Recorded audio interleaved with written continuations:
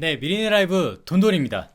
앞선 영상에서 토트넘이 분명히 기존과는 다른 폭풍 영입 행보를 보였음에도 불구하고 여전히 부족한 스쿼드. 이 스쿼드 때문에 만약에 지금 여기서 더 이상 양질의 스쿼드 영입이 없다면 참스권 진입이 힘들 수 있다는 이런 부정적 전망의 내용을 보내드렸는데요. 그렇기 때문에 불안감을 느낀 기존 토트넘 팬들이나 또 한국에 있는 이 수많은 손흥민 선수의 팬들은 어쩔 수 없이 매일매일 토트넘 이적 시장 소식을 체크하고 있는 것 같습니다. 그런데 브리안 힐, 그리고 골리니, 로메로 이후에는 좀 뜨뜻미지근한 게 현실이죠. 열리라는 파버지 덕에 어떤 선수를 노린다 정도의 기사만 있더라도 토트넘이 링크가 뜨곤 하는데 구체화되는 것들은 비교적 많지 않아 보입니다. 그러니까 뭘 믿어야 될지도 모르겠고 우리 모두가 지금 혼란스러운 상황입니다. 당장 이번 주 개막전으로 지난 시즌 챔피언, 이 챔피언 맨시티를 만나는 토트넘이기 때문에 선수 영입이 절실해 보입니다. 안 그러면 이거 까딱 잘못하다가 첫 판부터 져가지고 좀 분위기 망치는 경우도 생길 수 있기 때문인데, 자 그러면 현 시점에서 이 토트넘 이적 관련 이야기들은 물론 많겠지만 그 중에서도 가장 공신력 높은 소스만 모아가지고 가능성이나 기타 저희 생각까지 얘기하고 공유를 해보도록 하겠습니다. 자, 이적 관련한 소스들은 당장 여러분들 PC나 아니면 손에 들고 있는 핸드폰을 열어서 네이버 등의 포털을 열어보면 외국 매체의 소식을 인용한 기사들이 넘쳐납니다. 그 중에 제법 흥미로운 소재들도 많아가지고 저희도 여러 번 영상을 통해서 소개해드리고 있는데요. 워낙에 우리가 관심 있는 토트넘의 경우를 보게 되면 지금 첨예한 이슈들이 굉장히 많잖아요. 해리케인의 이적 이슈도 그렇고요. 그래서 이번에는 이적 시장 관련해서 정통한 기자죠. 이 파브리지오 로마노, 이적시장계의 1티어로 불리는 이 기자의 소스를 가지고 토트넘 취재 내용 최신판을 한 번에 보내드리려고 합니다. 이 친구가 말한 거는 다 사실이냐? 그렇진 않겠죠. 그러나 최근에 토트넘이 가장 원하던 이 대형 수비수죠. 이 로메로의 영입까지 비교적 자세하게 언급했던 이 로마노이기 때문에 이왕 이적 소스 얘기할 거면 이 로마노 기자 거를 가져와서 한 번에 보여드리자고 생각을 했고요.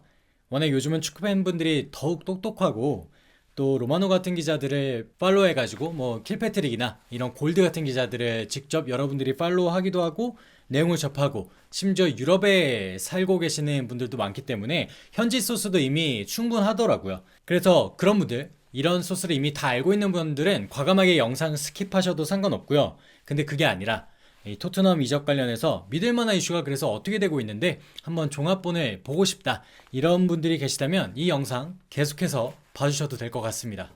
로마노는 본인 SNS나 유튜브 라이브 등을 통해서 다양한 이야기들을 하죠. 이번에는 토트넘 이적 관련해 여러 가지를 언급했습니다. 그 중에서 단연코 1번은 토트넘의 왕, 토트넘의 에이스 해리케인입니다.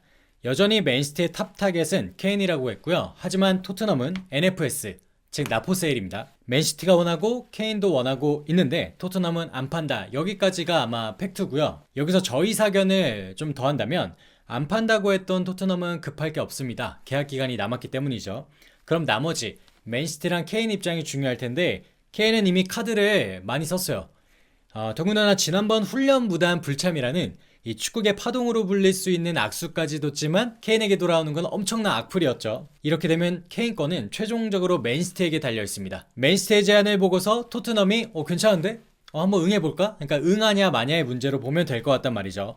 맨시티 소식에 정통한 디애슬레틱의 샘니 기자는 여전히 맨시티는 케인 협상을 포기하지 않았고 다만 처음 1억 파운드 선수 수합 딜을 토트넘이 별로 가당치 않아 했으니까 그러면 여기서 돈을 더 얹어서 한 1억 3천만 파운드까지는 지급할 수 있다는 얘기가 나오고 있다고 합니다. 그러니까 맨시티가 지금 조금씩 간을 보면서 비용을 올리고 있는데 여전히 토트넘의 레비 회장은 꿈쩍도 하지 않고 있다, 이거죠. 이제 개막전이 얼마 안 남았는데 스트라이커 문제가 해결되어야 포메이션을 설정한단 말이죠. 이거는 지금 누누 감독도 조금 답답한 부분일 거예요. 무튼 정리하면 케인 이슈가 해결되려면 맨시티가 돈을 좀 더 질러야 된다, 이렇게 보면 되겠습니다. 아니 그런데 지금 2천억에서 2,500억까지, 그러니까 4,500억을 그냥 더 준다라는 게 쉬운 일일까요? 글쎄요. 다음으로는 해리케인 이야기를 앞서 했으니까 이번에는 케인의 대체자 혹은 파트너로 될 수 있는 지금 뜨거운 선수죠, 라우타로 이야기를 해보겠습니다. 로마노는 라우타로 또한 인터밀란이 NFS, 즉 나포세일이죠. 해리케인과 똑같습니다. 인터밀란은 나포세를 외쳤고, 가만 보면 핵심 선수를 가지고 있는 구단에서는 일단 NFS 외치고 보는 게 좀 속편한 것 같아요. 그래야 더 구미가 당기는 제안을 상대방 구단에서 할 거니까 손해볼 장사는 안 하는 것 같습니다. 그러니까 여러분도 우리가 뭐 당근마켓에 판다 그러면 상세 페이지에 일단 NFS 한번 올려보는 거 권장드립니다. 어쨌든 로마노는 여기서 NFS는 맞다. 그러니까 인터밀란이 우리는 라우타로를 팔지 않을 것이라고 먼저 말한 건 맞는데, 그러니까 하지만이라고 여지를 남겼습니다. 하지만 인테르의 재정 상태에 달려있고 라우타로 건은 여전히 언제든지 상황이 바뀔 수 있다, 이렇게 말을 했는데요. 실제로 인터밀란이 이 모기업인 이 수닌 기업이 굉장히 재정난이 심각하다고 합니다. 그래서 루카쿠를 첼시에 고가격에 넘겼음에도 불구하고 여전히 재정 상태가 좋지 않다고 하고 있고요. 이렇게 되면 라우타로 매각도 고려하지 않을 수가 없다, 이겁니다. 로마노 피셜은 아니고 또 다양한 매체에서 공통적으로 나오는 이야기들을 보면 라우타로 본인도 토트넘에 가고 싶다고 수차례 얘기했다고 합니다. 다만 저희 의견을 더해보자면 라우타로 몸값이 비싼 것 같아요. 들리는 얘기로는 7천만 유로가 아니라 8천만, 어쩌면 9천만 유로를 줘야만 인터밀란이 수긍하겠다. 그러니까 인터밀란도 지금 돈이 굉장히 급한 모양이죠. 하지만 이 금액은 1,000억 원을 상회하는 금액입니다.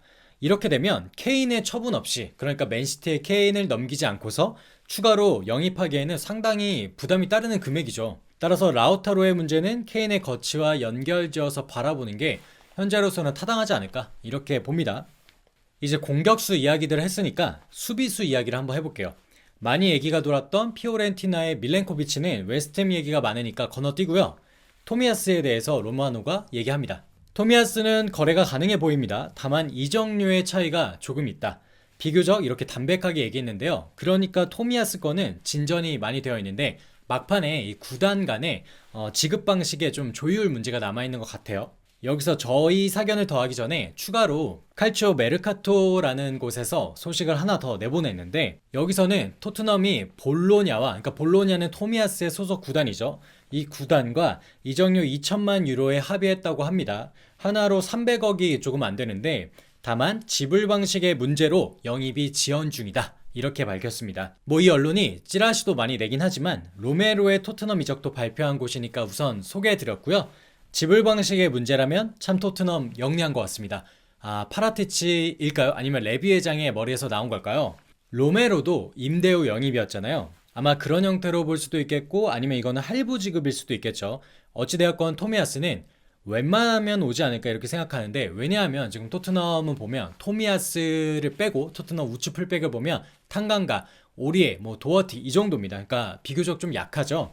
즉시 전력감이라고 평가받는 지금 이 토미야스는 이견이 없다면 합류할 것으로 보이고, 또한 긍정적인 영입이 될 것으로 예상됩니다. 자, 그 다음은 에릭센의 이탈 이후 절실하게 필요한 자리, 바로 공격형 미드필더가 되겠는데, 로마노는 자카리아와 아우아르에 대해서 이야기했습니다. 근데 이 선수들에 대해서는 주시 중이다, 파라티치가 원한다 정도로 짧게 평했고, 구체적인 협상 조건에 대해서는 언급하지 않았습니다. 저희 사견을 더하자면 이 공미 자리가 현대전술에 있어서 풀백, 좌우 풀백과 더불어 가장 중요하고 또한 가장 곽강받는 자리입니다. 맨시티의 케빈 데브라이너나 아니면 맨유를 보면 브루노 페르난데스를 떠올릴 수 있겠죠. 근데 이게 지금 선수 입장에서 바꿔서 보자고요. 본인이 만약에 대단해, 공격형 미드필더고 특출나고 이름값이 있는데 토트넘에 가겠습니까? 그러니까 저는 이거는 팀의 클래스 문제도 분명히 있다고 보여집니다. 애초에 토트넘이 그야말로 오매불망 원했던 이 라이프치히의 자비처는 지금 바이에른 뮌헨 링크가 강력히 뜨고 있다고 합니다. 여러분들이 보실 때 뮌헨과 토트넘 이 비교급이 안타깝게도 안 되죠. 이렇게 되면 토트넘은 좋으나 싫으나 빨리 알리, 은도멜레, 로셀소 이런 선수들이 자리를 잡고 폼을 끌어올려야 하는 게 아닌가 싶네요. 자, 그러니까 미드필더 자리는 여전히 오리무중이다, 이렇게 보시면 될 것 같습니다. 이제 마지막으로 팀에 있는 기존 선수들에 대해서도 언급했는데요.